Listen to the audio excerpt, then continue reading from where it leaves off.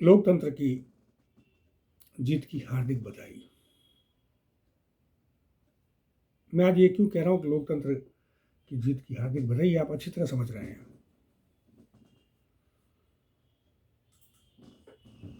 पिछले करीब करीब 11 महीने से देश का किसान 3 कृषि कानूनों को लेकर आंदोलनरत है और सरकार इस पूरे टाइम में बड़ी अड़िग रही कि हम कानून को वापस नहीं लेंगे। किसानों के प्रतिनिधियों के साथ 11 दौर की मीटिंग भी हुई और उसमें कहा ठीक है, आप जो संशोधन चाहते हो छोटा मोटा हम संशोधन करने के लिए तैयार, लेकिन कानून वापस नहीं होंगे। और सबसे बड़ा सरकार का अड़ियल रवैया ये रहा कि देश के प्रधानमंत्री ने किसानों के साथ कभी वार्ता नहीं की और किसानों के दिल्ली आने के रास्ते में अवरोध पैदा कर दिए। लोहे के सलाखें रास्ते में गाड़ दी गई, बैरिकेड्स लगा दिए गए। ये आज़ाद भारत में पहली बार हुआ। 700 किसान करीब शहीद हुए। हालांकि मोदी जी ने कहा था कि सिर्फ एक फ़ोन कॉल की बात है, कभी फ़ोन कीजिए, बात कर लीजिए, लेकिन मोदी जी ने कभी उस फ़ोन कॉल नहीं किया। जरूर नहीं किसान फ़ोन करते, आप भी तो कर सकते थे ना, एक फ़ोन कॉल की बात है।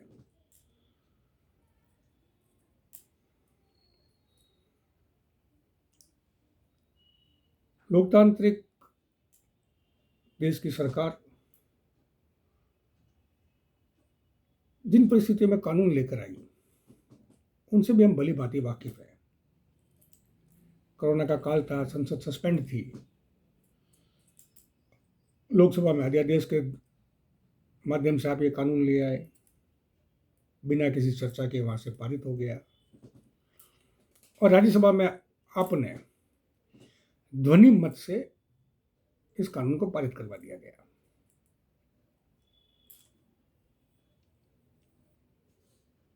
देश के हर प्रबुद्ध जन ने इस स्थिति को देखा, इस परिस्थिति को देखा और बड़ा विस्मित रह गया कि एक लोकतांत्रिक देश के अंदर इस तरह से भी कोई कानून बन सकते हैं क्या। एक स्थिति तो ये आई कि आपने बलपूर्वक किसानों को हटाने के प्रयास किए।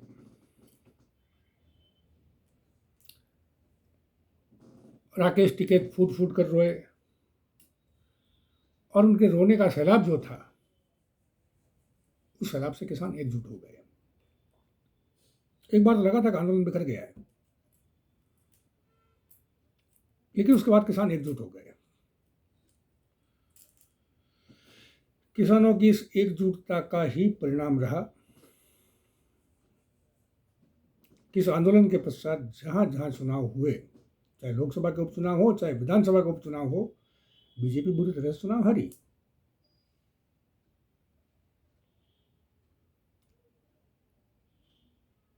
और सबसे महत्वपूर्ण बात जिस चुनाव में रही, सॉरी माफ करें, इस दौर में रही है, बीजेपी ने तालिबान के माध्यम से, अब्बा जान के माध्यम से, किसी न किसी माध्यम से एक टेस्टिंग किया था, एक धार्मिक माहौल को खड़ा करने का। उस धार्मिक माहौल को भी किसानों के माध्यम से जनता ने नकार दिया। जब किसान मंच से हर हर महादेव, अल्लाहू अकबर के नारे लगने लगे, तब मोदी को पहली बार लगा कि धर्म के नाम की जो अफीम है ये लोग नहीं चाट रहे हैं। योगी ने भी प्रयास किया अब्बा जान के नाम से, बीजेपी के सभी नेताओं ने प्रयास किया तालिबान के नाम से, लेकिन जब उन्हें लगा कि इस चुनाव के अंदर ये धर्म के आधार पर राजनीति करके चुनाव नहीं जीत सकते हैं। यूपी के गांवों में लोगों ने बीजेपी का बहिष्कार कर दिया। बीजेपी के एमपी, बीजेपी के सांसद, एमएलए गांव में जाने से डरने लगे। लोगों ने गांव में उनका प्रवेश रोक दिया। और पिछले 3 महीने से काफ़ी यूट्यूबर यूपी का सर्वे कर रहे हैं, विशेष करके पश्चिमी उत्तर प्रदेश का सर्वे कर रहे हैं, जिसे झारखंड कहा जाता है, जो गन्ना बेल्ट है। पिछले चुनाव में तकरीबन 85% सीटें बीजेपी के पास थी पश्चिमी यूपी में। इस बार पश्चिमी यूपी बीजेपी को पूरा अपने खिलाफ जाता हुआ, जयंत चौधरी के साथ जाता हुआ दिख रहा है। फिर प्रियंका ने भी एक माहौल खड़ा करने की कोशिश की, लड़की हूँ, लड़ सकती हूँ। प्रियंका ने भगवा राजनीति के खिलाफ पिंक राजनीति को खड़ा करने की कोशिश की। लोग उसे गंभीरता से लेने भी लगे। हालांकि कांग्रेस उस स्थिति में नहीं सरकार बना दे, क्योंकि यूपी में जातिगत समीकरणों के आधार पर वोट दिए जाते हैं। लेकिन बीजेपी के साथ ये हुआ कि जो बीजेपी के साथ जो छोटी मोटी पार्टी थी, वो भी बीजेपी से किनारा करने लग गई। राजभर जैसे लोग, अखिलेश चाहे मुझे टिकट दे ना दे, मैं तो अखिलेश के साथ रहूँगा। तो जो ओबीसी के छोटे छोटे राजनीतिक दल हैं, SC ST के जो राजनीतिक दल हैं, वो भी जब बीजेपी से किनारा करने लग गए, तब बीजेपी को ये लगा कि हमारी सोशल इंजीनियरिंग इस बार यूपी में चलने वाली नहीं है। हम सोशल इंजीनियरिंग में फेल हैं। जो लोग पिछले चुनाव में हमारे साथ थे, वो इस बार हमारे खिलाफ खड़े हैं। धर्म की अफीम लोग चाट नहीं रहे हैं। राम मंदिर का मुद्दा उतना प्रभावी नहीं जितना होना चाहिए।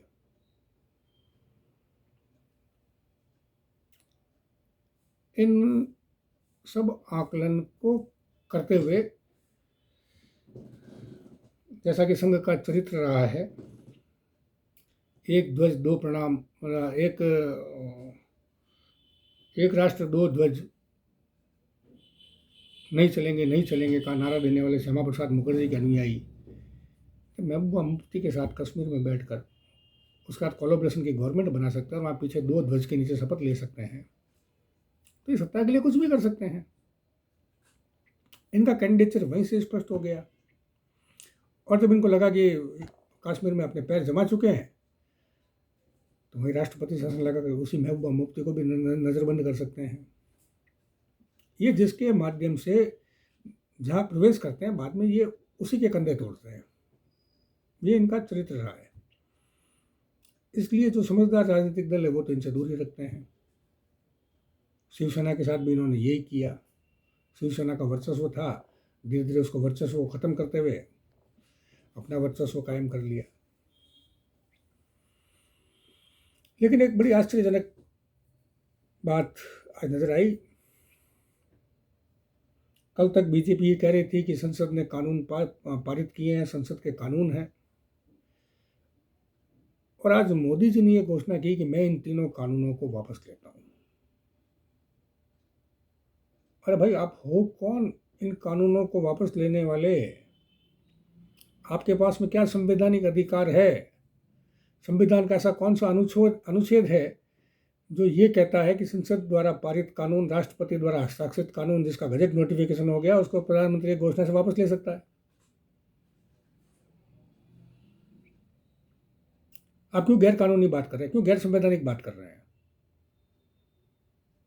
हाँ, अगर आप ये कहते कि आगामी लोकसभा के सत्र में बीजेपी इन तीनों कानूनों को वापस लाने का प्रस्ताव पेश करेगी और प्रयास करेगी कि ये प्रस्ताव पास हो जाए, तब तो बात समझ में आती है कि आप लोकतंत्र की बात कर रहे हैं। आज आप ये घोषणा कर रहे हैं कि मैं तीनों कानून वापस लेके आ रहा हूँ, तो मोदी जी का मतलब ये होता है कि तीनों कानून आप ही लेकर आए थे। बाकी की स्थिति तो स्पष्ट, आप अध्यादेश के थ्रू लाए, राज्यसभा में आपने ध्वनि मत से पारित करवा दिया, तो आप अकेले ये कानून क्यों लेकर आए? और आज आपको ऐसा क्यों लगने लग गया कि कानून लेने की वापस ज़रूरत है? 700 किसानों कि मौत के बाद आज आप माफ़ी मांग रहे हैं, वो भी सिर्फ राजनीतिक उद्देश्य के लिए। 5 राज्यों में चुनाव है, इसलिए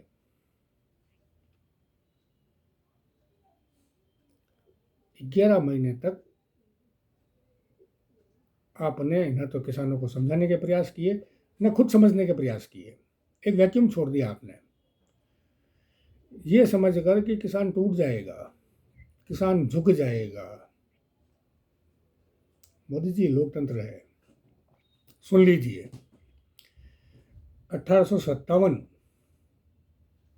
में देश की आज़ादी की जो अलग जगी ना, वो 1947 तक 90 साल तक चलती रही। उन 90 सालों में लाखों लोग आए, लाखों लोग गए, लेकिन आंदोलन वही का वही रहा। जब कोई आंदोलन जन आंदोलन बन जाता है ना, तो वो किसी व्यक्ति विशेष के चाहने से ख़त्म नहीं होता, किसी व्यक्ति विशेष के जाने से ख़त्म नहीं होता। आप अगर वास्तव में किसानों के हितैषी हैं, आपको लगता है कि किसानों का भला होना चाहिए, कुछ मत करिए। एक एमएसपी पे कानून बना दीजिए, आप होना भी चाहिए। एक दिया सलाई की डिब्बी पर भी एमआरपी लिखा हुआ है, मैक्सिमम रिटेल प्राइस लिखी हुई है, तो एमएसपी तो होनी चाहिए ना। और एमएसपी का भार सरकार पे कहाँ है?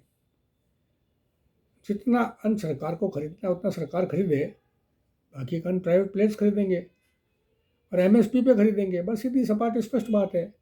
एमएसपी से कम खरीदेगा तो उसको सजा है, और सजा कब होगी? अगर किसान शिकायत करेगा तो होगी ना। किसान अगर कम रेट पे माल बेचने पे संतुष्ट है तो शिकायत भी नहीं करेगा। आपको कहाँ तकलीफ है? किसान थोड़ी कह रहा है बुरा बुरा माल आप खरीदिए।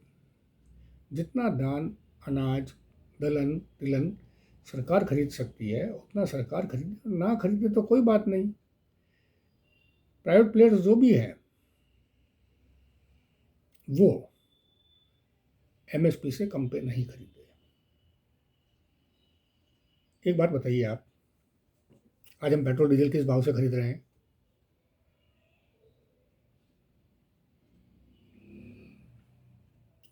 इसकी वजह से महंगाई बढ़ गई है। और वैसे भी मार्केट में जो रेट तय होती है वो एमएसपी पे ही तय होती है।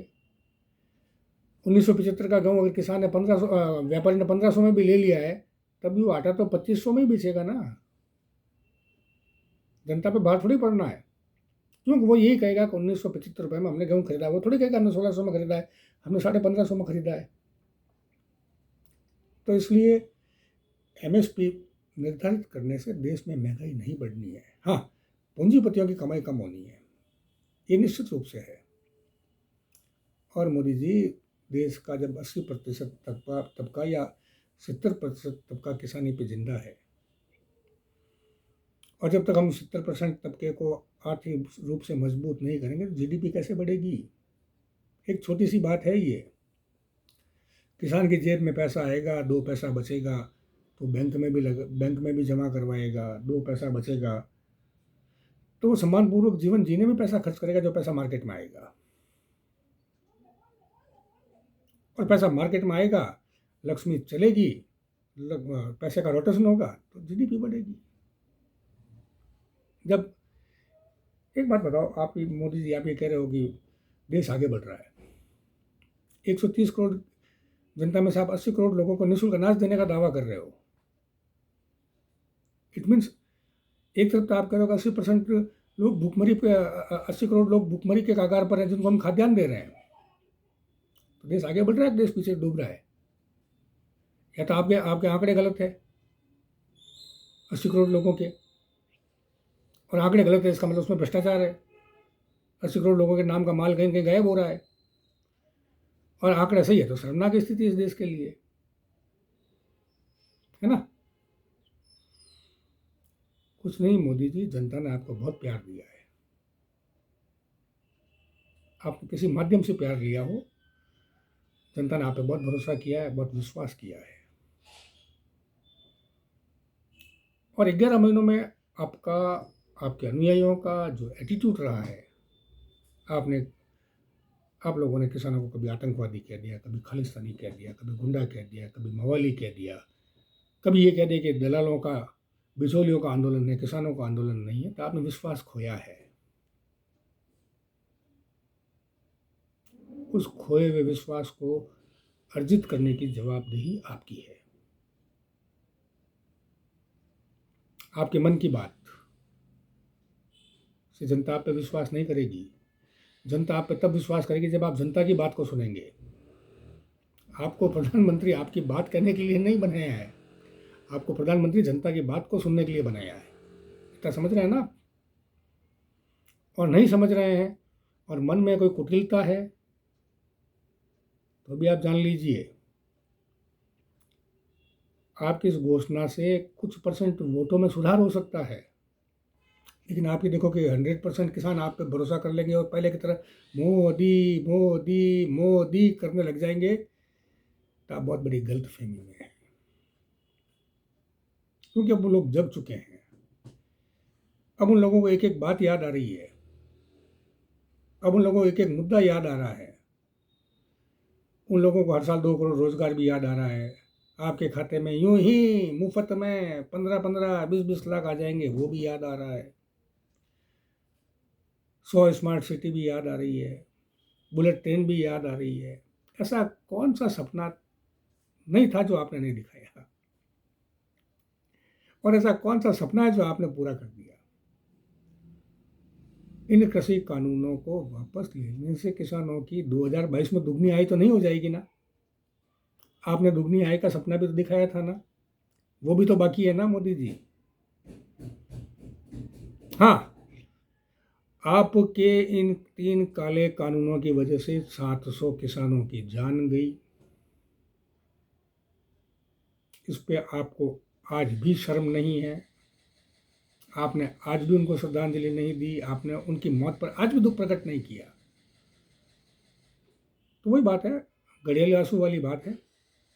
जनता जानती है कि वोटों के लिए आप बैकफुट पर आए हो, और 5 राज्यों के चुनाव के बाद में आपका क्या एटीट्यूड होगा, किसके खिलाफ ईडी लगेगी, किसके खिलाफ सीबीआई लगेगी, है ना।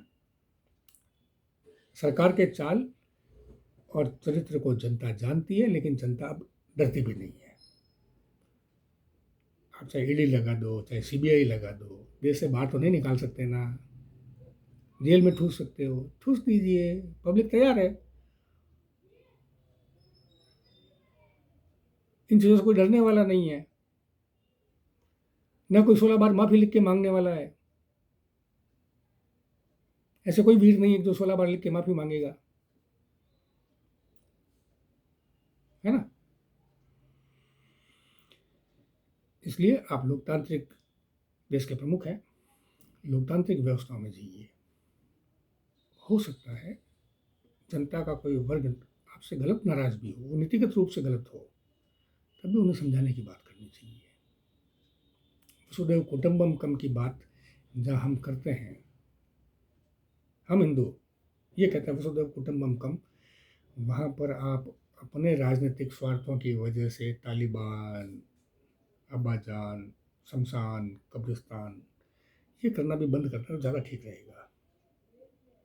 आप नेहरू की कॉपी करने की कोशिश करते हैं, आपको नेहरू से बड़ी ईर्ष्या है, होनी भी चाहिए, स्वाभाविक है। एक लोकप्रिय व्यक्ति से हर व्यक्ति को ईर्ष्या होती है, तो आप उनकी नीति को फॉलो करें ना, और उनकी नीतियों में जहाँ कमी रही है उसमें सुधार करते हुए आप आगे बढ़े ना। आप मरे हुए नेहरू की आलोचना में पीछे पड़े रहते हैं। भाई ठीक है, चीन के मामले में उनकी नीति गलत रही तो आप नीति सुधारिए ना, आप लाला ला के दिखाइए ना, जनता इंतजार कर रही है, आप लाला ला के दिखाइए। हम आपको नेहरू से बड़ा दर्जा दे देंगे, देने के लिए तैयार हैं, लेकिन आप कर्म तो कीजिए। अब नेहरू ने जो उद्योग लगाया आप उनको बेच रहे हो, ना। सरकार आपकी एक इमेज बन गई जनता के सामने। मैंने पश्चिम यूपी की जो सर्वे देखे उसमें जनता यही कह रही है कि ये तो सरकारी संपत्ति बेच रहे हैं, बेच रहे हैं, बेच रहे हैं, बेच रहे हैं। जनता की इस धारणा को आप कैसे तोड़ पाएंगे? आपका जो राजनीतिक तौर तरीका है व्हाट्सएप के माध्यम से खुद की महिमा मंडित करना, पंडित नेहरू की आलोचना करना, राहुल गांधी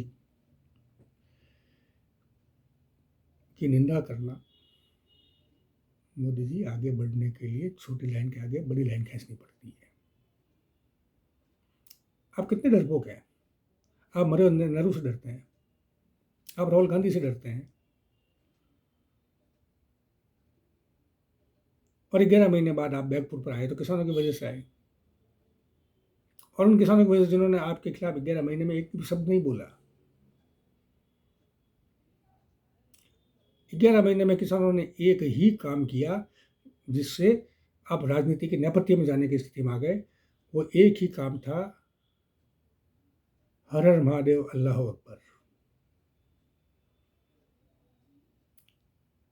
आपने किसानों को, बड़े किसान, छोटे किसान, बिचौलिए अलग अलग ढंग से बांटने की कोशिश की, लेकिन परिणाम क्या हुआ? वहाँ तो फेविकॉल का जोड़ हो गया।